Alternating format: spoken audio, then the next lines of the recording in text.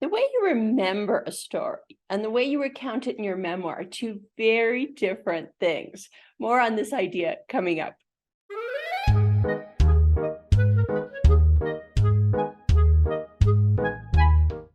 So one of the most common problems I see that my students face is that when it's time to recount a period in their life in their memoir, they tend to remember everything that happens. Let me explain a little bit what I mean by this. So let's say that you want to write about your trip to Lebanon. So this is what most of my students do. They'll think about the first thing that they remember. Oh, I remember that restaurant where I had that fabulous hummus. So then start typing, they'll start writing about that. Okay, then they'll think about something else they remember. Oh, I remember that crazy cab ride. Okay, then they'll write about that. Then they'll think, oh, then there was that Lebanese grocery store. So then they'll write about that. There's a problem with writing your memoir this way. And the problem is that your memoir is not an account of all of the stuff that happened to you.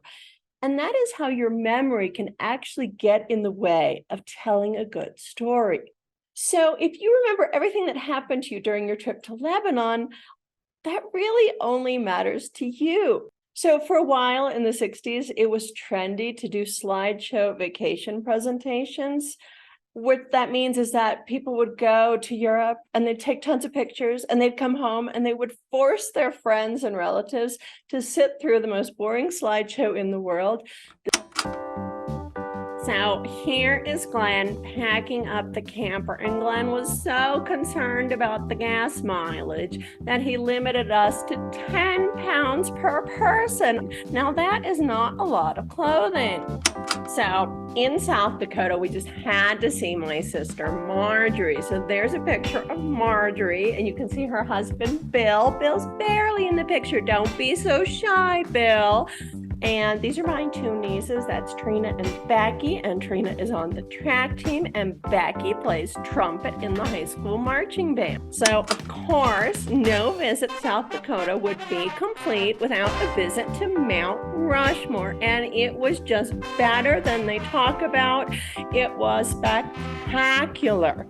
Now, the people in South Dakota are just so dang nice.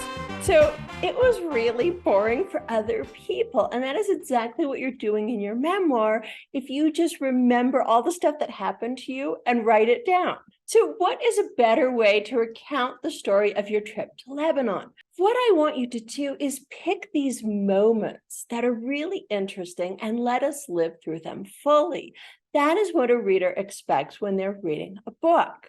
So for instance, instead of remembering all the stuff you did in Lebanon, so I went to the supermarket and bought figs, and then I took a trip to Baalbek, and then we drove along the Mediterranean, and then we went and smoked nargile, and then we went and ate hummus. That is not interesting to a reader. Instead, I want you to pick some of these moments and let your reader live through them fully. So for instance, if you had a crazy cab ride, instead of saying, yeah, and there was a crazy cab ride, and then we also had hummus, and then move on to the next event really quickly, no. Tell me about that crazy cab ride. Let me live through it with you fully. So put me in the cab there with you. Let me hear what the driver says. Let's say that the driver gets a phone call and just keeps talking while he's driving through 4 lanes of insane traffic.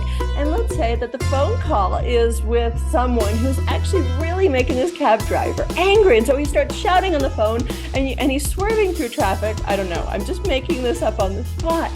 The point is, I want to live through some of the moments in your life fully. There's a lot of your life that you're going to leave out, and that's fine. Now, the problem is all this stuff that you're leaving out probably really matters to you, because when you look at your life, you remember it in a very different way than the way you want your reader to perceive it. You have all of these memories of the stuff that happened to you in Lebanon.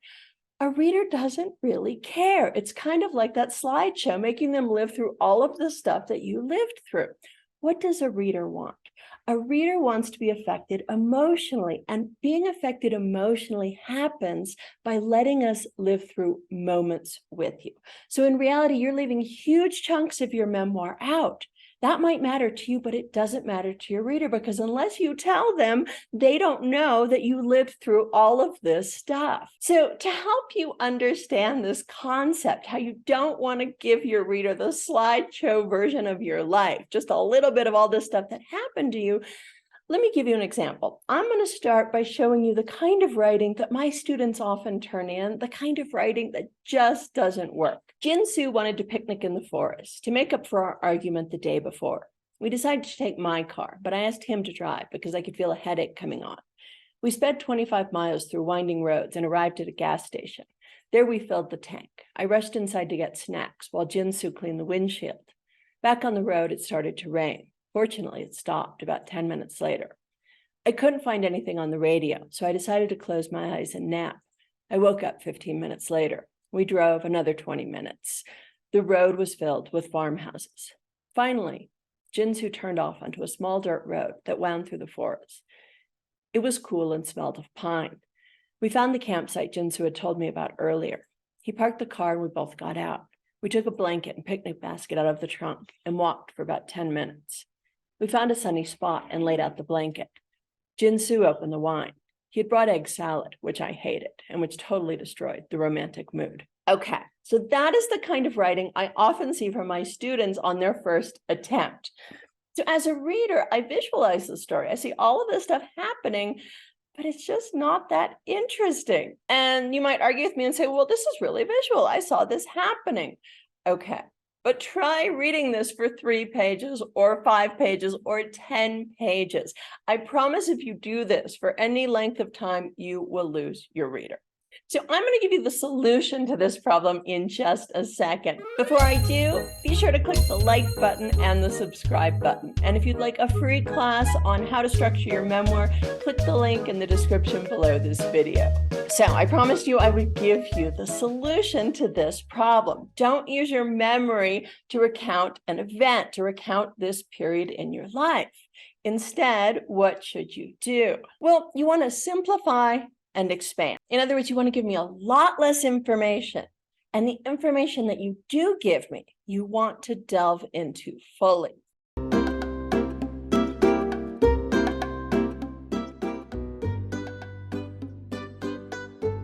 So just because it happened to you doesn't make it interesting. Do I really want to live through everything you did on the way to getting to the picnic? No. What do I want as a reader? I want to live through this with you.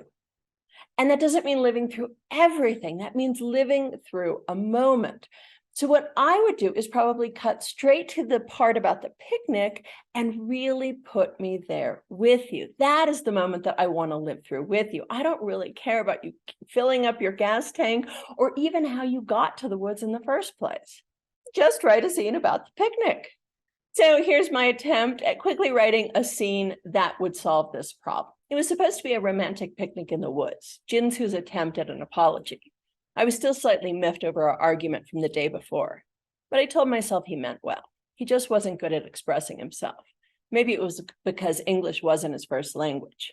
Besides, Jinsu was making an effort. The whole picnic had been his idea, and he'd even prepared all the food on his own.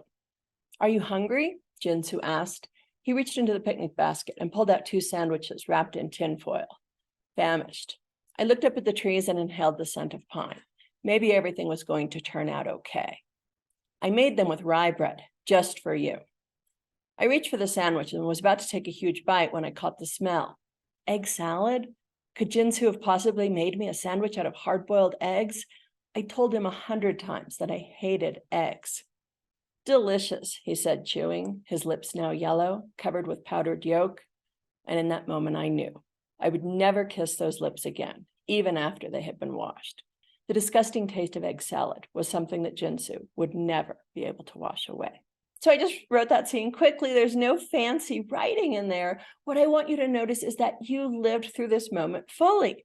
Do you miss the winding trip through the woods? Do you miss knowing that I filled up the gas tank? Do you miss knowing that I bought snacks at the gas station?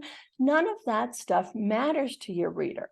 Use that same amount of space, pick one moment, and let us live through that moment fully. So when it comes to writing your own memoir, I suggest you start by thinking about the moments that you want to write about, the moments that you want to let a reader live through fully. So what you want to do is expand on these moments, give me a scene, and then leave the other events out of your memoir entirely.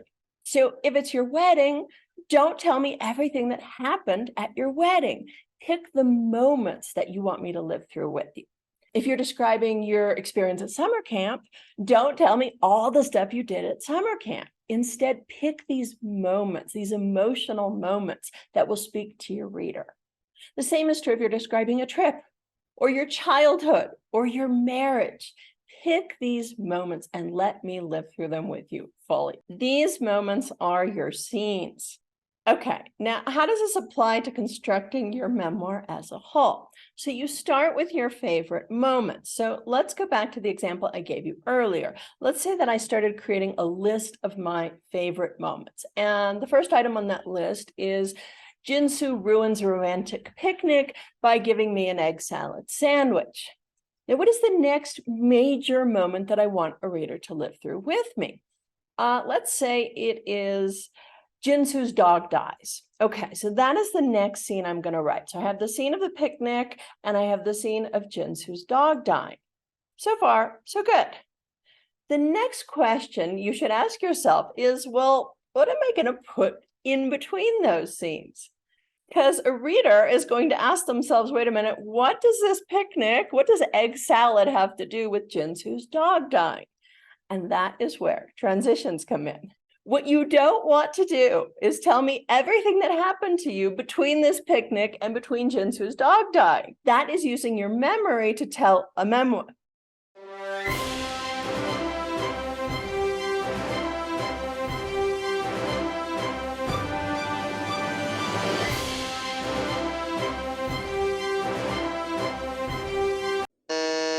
That is using your memory to recount a story, and it doesn't make for a good memoir. So what should you do instead? What should you put in that transition? So if you want to know the answer to that, I suggest you watch my other video, Use Transitions to Create Structure in Your Memoir. I'll see you next time. Take care, guys.